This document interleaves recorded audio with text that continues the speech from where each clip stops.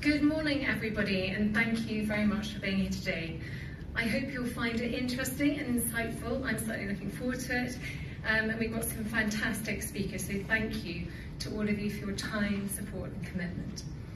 I'd also like to take this opportunity to say thank you to Christian, who's led the Centre and built many of the relationships here today. Thank you, Christian, for holding the fort, particularly over the last couple of years. If there were ever a moment in royal history when the monarchy wished the palace floor would simply open up and swallow one of its working royals whole, it was surely the day Princess Kate stood before a room of business leaders. Clipboard in hand, nerves vibrating louder than a broken palace chandelier, and attempted, with heroic struggle, to deliver a speech she allegedly worked on. A speech that, according to palace insiders, was actually written entirely for her, rehearsed with her, edited by staff, simplified for her, trimmed again for her, and checked for readability because apparently even a teleprompter would resign if it had to sit through what came next. And yet, even after this industrial-level effort, Kate managed to turn what was supposed to be a grand show of royal competence into a spectacle so uncomfortable, so awkward, so painfully slow, that the only people clapping were the palace aides, who were just relieved she didn't pass out halfway through. Because here is the truth that Britain keeps trying to hide beneath royal PR glitter and desperate headlines. Princess Kate simply cannot read a written speech without stopping every few seconds, clutching her notes like their life support, blinking at the audience as if they're hostile witnesses, and checking page after page as though she is discovering her lines for the first time. Forget future queen, forget royal icon, forget modernizing the monarchy. According to the official timing clips circulating online, Kate managed an average of 26 seconds of speaking before she broke down into another frantic note check. And by the time she had finished her robotic, stumbling welcome, a welcome that should have taken 10 smooth seconds, she had checked her notes 15 times. 15. To welcome people, at her own event, at an engagement planned around her name. But this is the same woman the palace wants the world to believe is getting better. Better than what? A cardboard cutout. Better than silence. Better than a malfunctioning AI robot reading instructions for assembly. Because even on her very best day, even after weeks of preparation, months of palace PR polishing, and countless hours avoiding the workload she claims to take seriously, Kate's engagements still add up to less than a month of actual working days in an entire year. That's not royal service. That's a seasonal internship with a tea break every 10 minutes. Business leaders around the room were trying desperately to maintain their professional expressions. Some looked confused, some looked concerned. Others looked like they were sitting through the world's slowest software update, the kind where the loading bar gets stuck at 3% and refuses to move. And through it all, Kate stood there, smiling the way you smile when your phone freezes and you start pressing buttons hoping one of them will magically fix the problem. She shuffled her papers. She lost her place. She restarted sentences.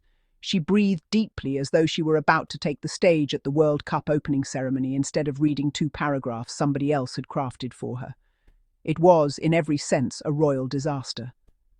Meanwhile, somewhere across the Atlantic, probably drinking a green juice, probably multitasking between motherhood, philanthropy, business leadership, brand development, and global advocacy, Meghan Markle was thriving, just existing, just breathing.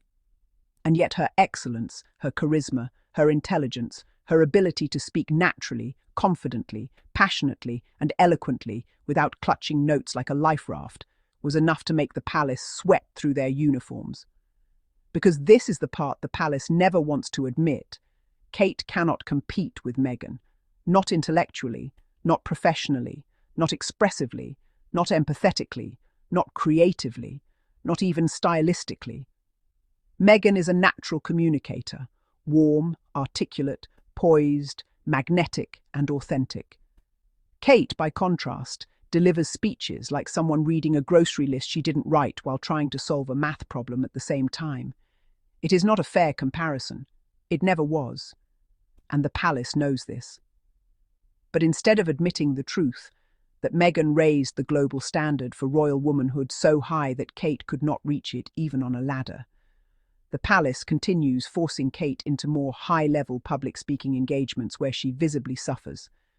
They keep pushing her forward, keep scripting her, keep insisting she is the modern, educated face of the monarchy. And every time they do, the monarchy embarrasses itself even further. This latest speech was supposed to showcase Kate's leadership. Instead, it showcased her limitations. It was supposed to highlight her experience. Instead, it highlighted the shocking reality that a woman who has never held a real full-time job is now expected to lecture business leaders about leadership, innovation, and strategy. It was supposed to position her as a confident royal stepping into her future role. Instead, it positioned her as someone who cannot even welcome a room without losing track of her lines every few seconds. And in the most extraordinary twist of irony, the palace still wants the world to believe this is somehow Meghan's fault. As though Meghan's ability to be great is the reason Kate struggles to read a page. As though Meghan's confidence is the reason Kate can't deliver a speech without audible anxiety. As though Meghan's brilliance is the shadow swallowing Kate whole. Let's be honest, the real problem is not Meghan. The problem is that the monarchy spent years shielding Kate from real responsibility, real work, and real public expectations. They sold her image, not her ability.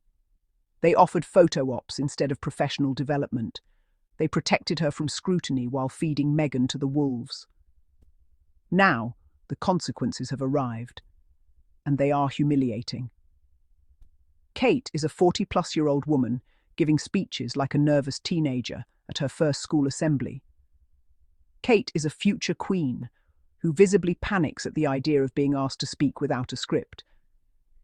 Kate is a leader whose engagements barely reach 1 month of activity in an entire year. And we are all supposed to pretend this is normal. But the truth is undeniable. Kate cannot even welcome people on her own. Even those polite, routine greetings are scripted, timed, rehearsed, and still she stumbles. Contrast that with Meghan, who can walk into a room, shake hands, make eye contact, speak authentically, respond without notes, engage dynamically, and command the space without trying. Meghan is a natural leader. Kate is a royal placeholder, and every new disaster speech makes this fact even clearer. People clap for Meghan because they are inspired. People clap for Kate because the speech is finally over. People quote Meghan because her words carry substance. People quote Kate because her mistakes become memes. People watch Meghan because they want to. People watch Kate because they are curious to see if she will make it through without freezing. No wonder the monarchy looks exhausted. No wonder the palace is panicking.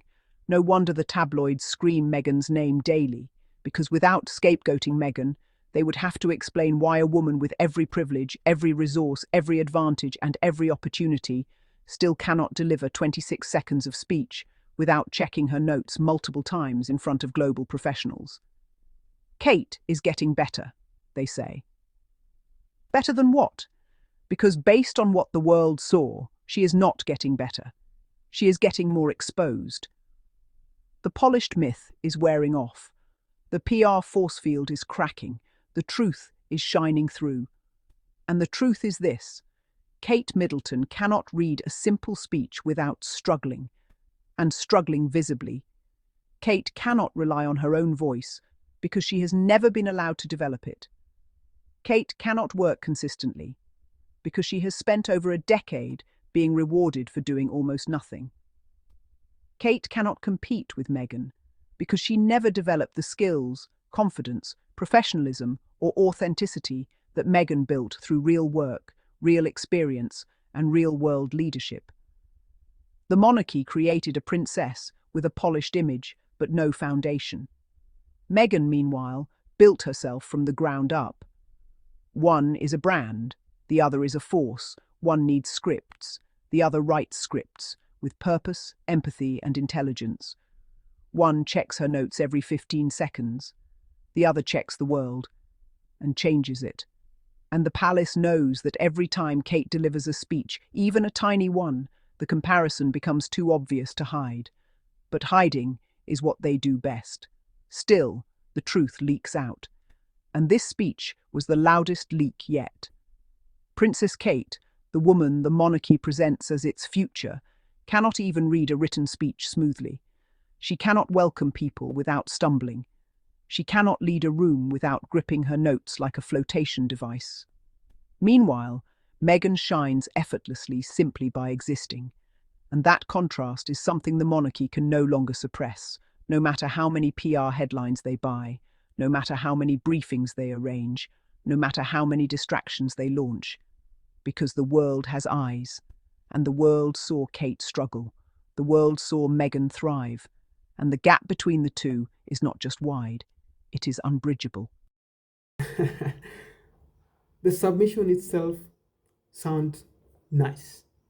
And to my amazing and peculiar Sussex family, thank you all for watching our videos and tuning in to Daily Diaries Fridays update.